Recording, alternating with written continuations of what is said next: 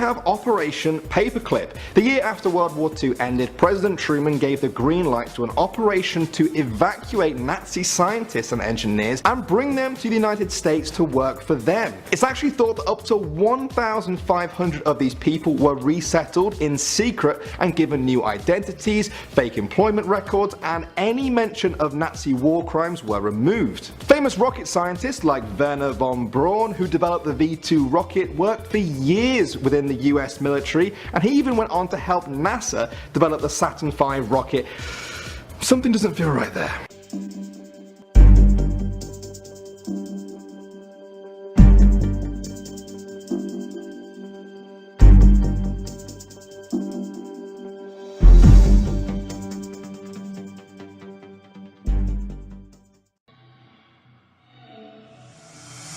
I see the bad moon arising. I see trouble on the way. I see earthquakes and lightning. I see bad times today. Don't go around tonight, but it's bound to take your life. There's a bad moon on the rise.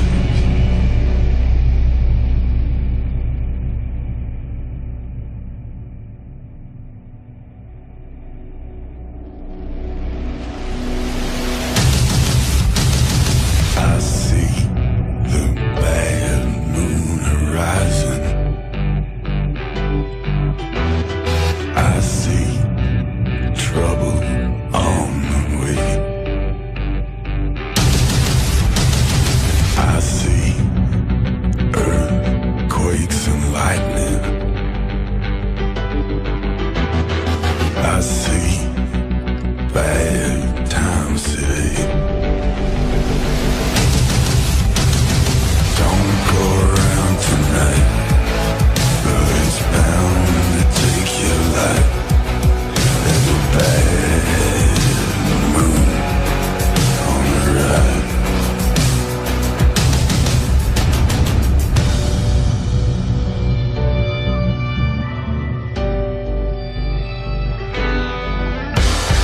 I hear hurricanes are blowing. I know the end is coming soon. I fear rivers overflowing. I hear the voice of rage and ruin. Don't go around tonight, but it's bound to take your life. There's a bad moon on the rise. Don't go around tonight, but it's bound to take your life. There's a bad moon on the rise.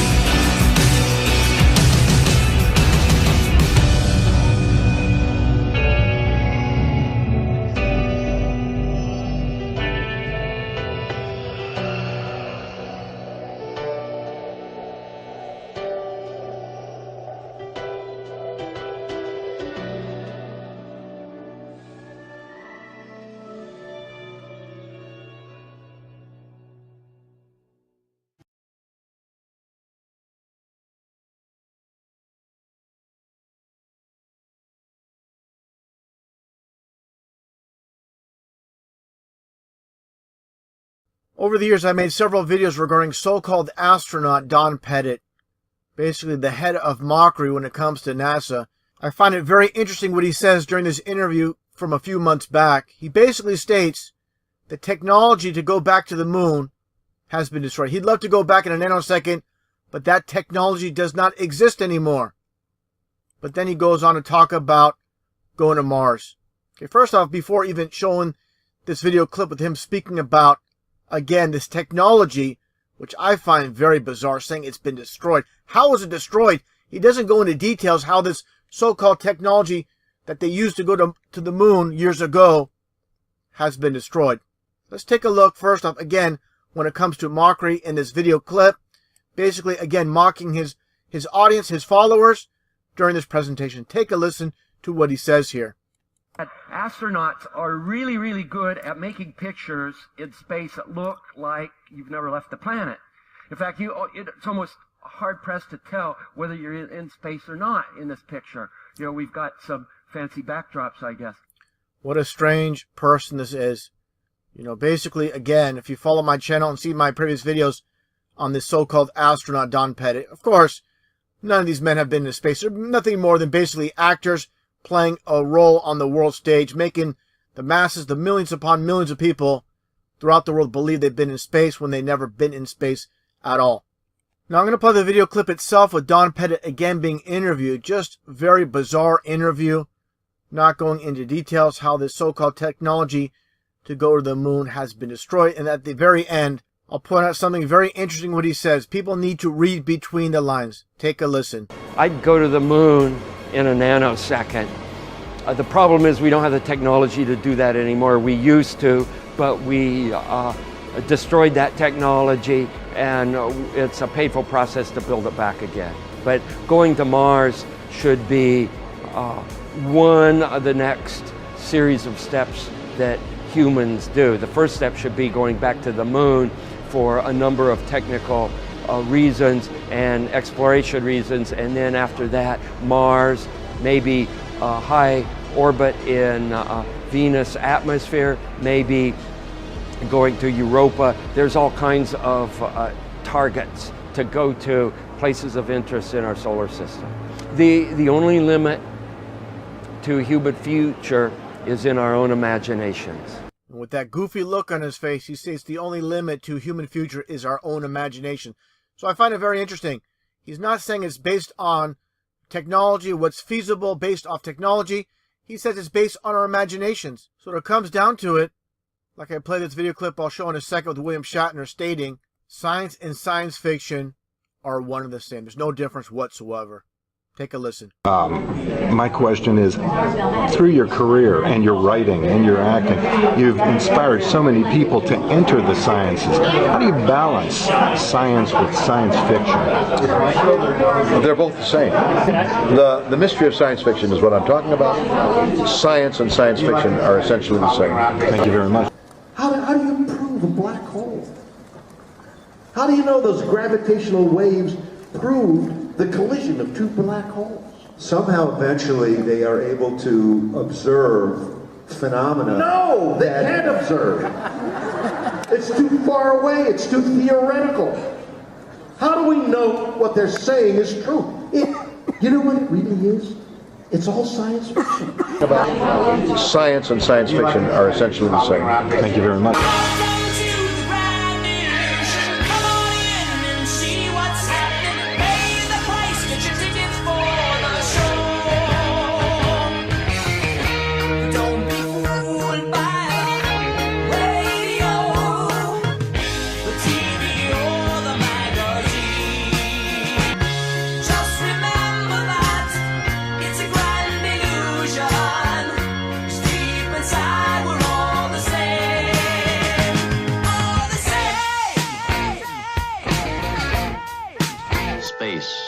The final frontier.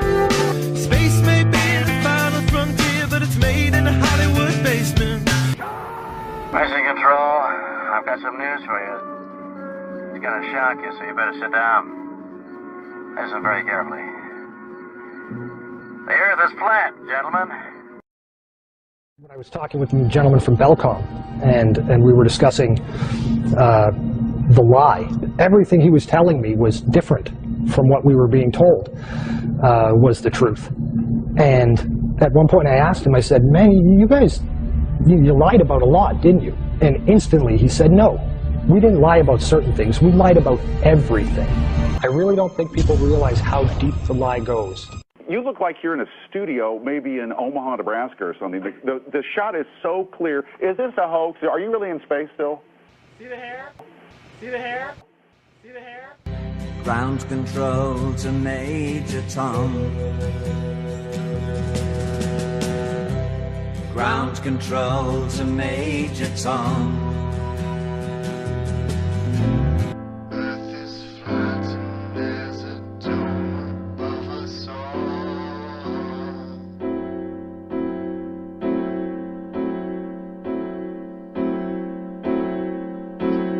This is mind control to Major Tom. We've fooled the human race.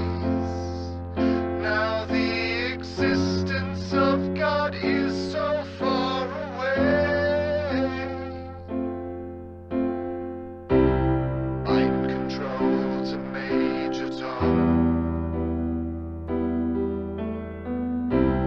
Mind control to Major Tom.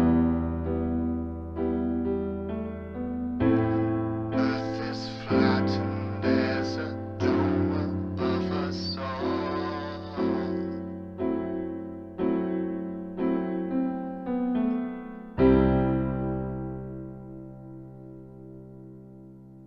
Mind control to Major Tom. It's just my job 5 days a week. A rocket man.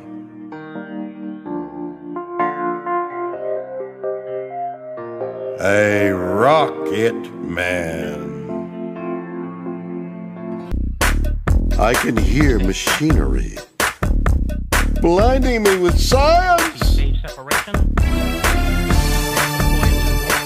Science. It's poetry in motion. Can you hear me, Major Tom?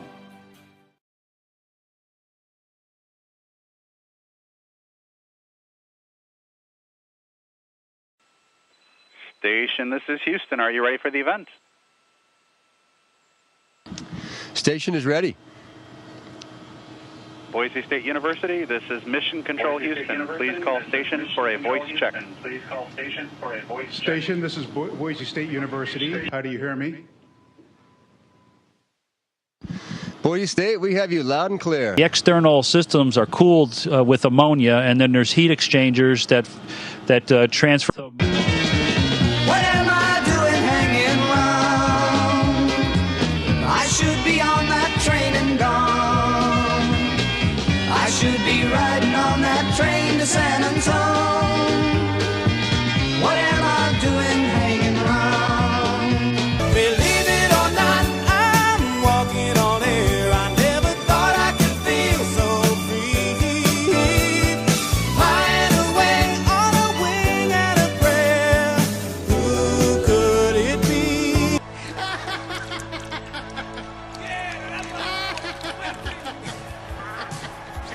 Make out some of the land masses, you could recognize them. And then the other way is we have a computer program that Float like a feather in a beautiful world. I wish I was special. out some of the land masses, you could recognize them. And then the other way is we have a computer program. A very strange reaction. The more I see, the more I do. Something of a phenomenon. Turn your body to come along. 'Cause white nights blow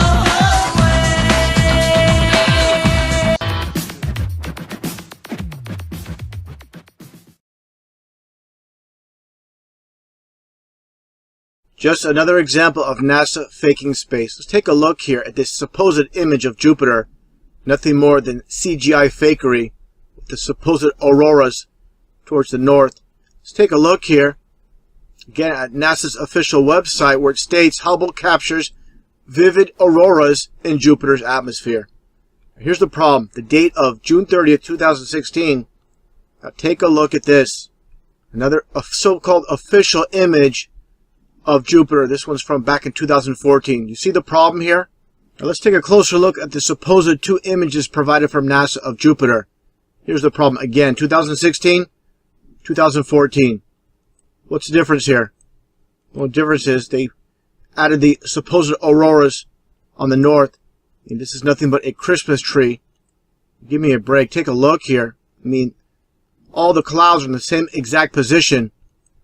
Just the 2016 image is a bit, I would say, darker. This is a bit lighter in 2014. Here's a side-by-side. I mean, people can't see what's taking place here with NASA.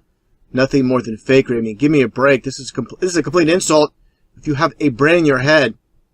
The supposed clouds moving at the speeds they supposedly do, and they get the same exact image. I just saw this footage, and this is completely ridiculous. Just take a look. People already know NASA is a complete hoax, a complete psyop, a complete fraud, but this is really the final nail in the coffin. These supposed astronauts are working in a swimming pool. Look at this door. It's flopping around. It's like almost like a tent, a covering for a tent or something. It's just, or a garbage can lid, more like it. This is completely ridiculous how that thing is flopping around. Take a look at this footage here, even another angle here. This one, thought that was bad. Just look at that thing. They're supposedly in outer space, and people, you know, they buy what NASA has to say. Oh, it's from the government. It's an official agency, so why would they lie to us? This is all about proving we live on a ball Earth, which I'll show in a little bit. Look at this thing flop around here. Completely ridiculous. You really think this is airtight? You're just taking a closer look again. I mean, give me a break. I wonder what the shills are going to say about this. How they're going to rationalize this. Give me a break. They're going to say, oh, this is some testing. It's not real. This is not really them in space. What excuses are they going to make? Just a little, again, a closer look. Looks like a garbage can lid. All this is garbage. When astronauts go in this garbage can, that's all this is. And what's taking place here? I believe it's all underwater. Just like here in this footage here, this supposed astronaut in training. There's that door right there. The whole purpose of NASA is to prove we live on a ball Earth. That's what NASA's all about. You know, it supports evolution. You know, with evolution, the Big Bang, creating the ball Earth, of course with a flat Earth with a dome over it, that proves a creator. So once the foundation is a lie, everything else after is a lie as well. These people are so transparent. How people, again, buy these liars is beyond me. How the media, the government have complete mind control over the masses. And this quote is what it all comes down to. Sometimes people don't want to hear the truth because they don't want their illusions destroyed.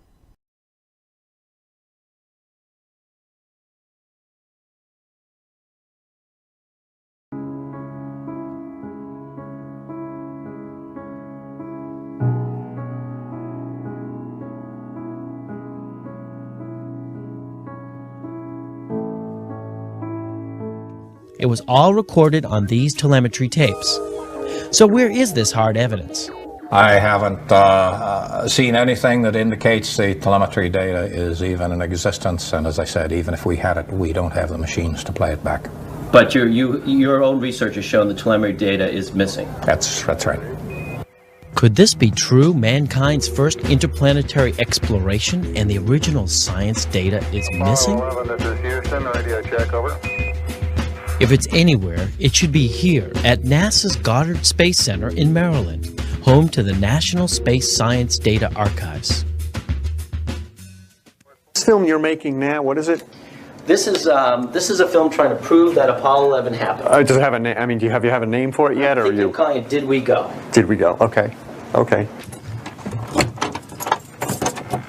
Doesn't have it either. The Smithsonian doesn't have it. Johnson doesn't have it. Right. We've been unable to track it down. I mean, we don't know where this telemetry data ended up and we don't know what path it may have taken. So unfortunately, I'm afraid I can't really give you much of a clue as to where this data ended up and whether it still exists or not.